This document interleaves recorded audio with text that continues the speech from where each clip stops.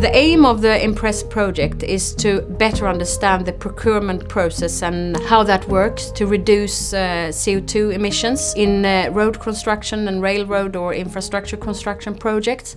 And to do that, we are performing a set of case studies in California, in the UK and in Australia, and also in Sweden. And we collect information from those projects, both by studying documents that they have produced, but also by doing several interviews in the whole value chain.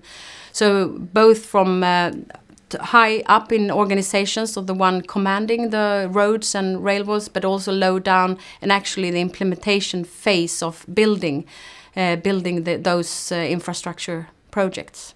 Well, we think that our project will be of help to the industry by spreading examples and experiences, because there are a lot of things going on in this business, but it's mostly focused on some big flagship projects around the world that have very high set ambitions and goals for carbon reductions, and they work very systematically with requirements.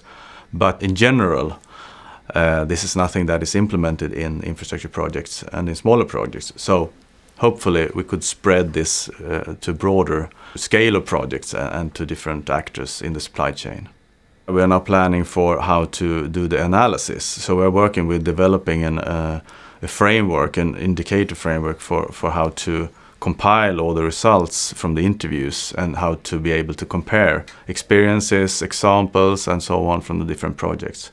And also how to compare the sustainability assessment systems that we're studying, how they work as support for procurement requirements and for carbon management. In our case studies, we've learned that we see that in many projects these issues, implementing requirements for carbon reductions, is often driven by enthusiastic individuals, actually, that has their own agenda to change things.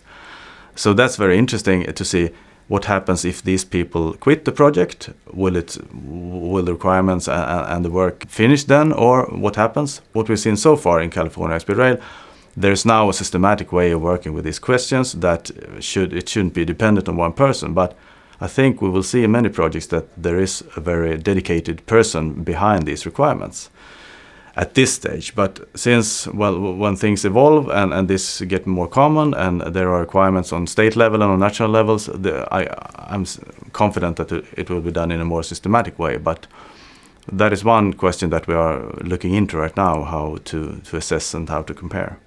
One important driving force for working with carbon management in infrastructure projects that we've seen so far is, of course, legislations and requirements and policies on state level or national level. That is a very strong driving force. If you want to have this systematically implemented in all infrastructure projects on a broader scale, there has to be some sort of legislation or policy on a national level, I think, to get it to work. Otherwise, it's dependent on these individuals that are enthusiastic and want to change things.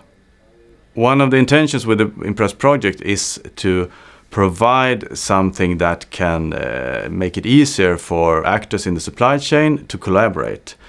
We are planning to produce guidelines and examples that can be of use. So the next project that are thinking of how can we implement requirements and how can we work with carbon management can have something to look at and just copy-paste, hopefully, maybe. So that's one of the intentions. We will map out how different companies work differently with the reducing carbon in the industry, but also that different companies are in different positions as how far they have come. And either you are a pusher and you help them to go further, or you can be somebody that you are learning more from another company and opening up that we are in this together, and the way is to learn from other companies. So far, the industry's reaction to the project have been very positive, I think.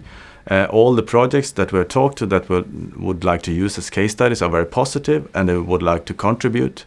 So this question is very high prioritized in the business right now, I think, and a lot of things has happened. So I think there's a big interest for the results of the project in the end.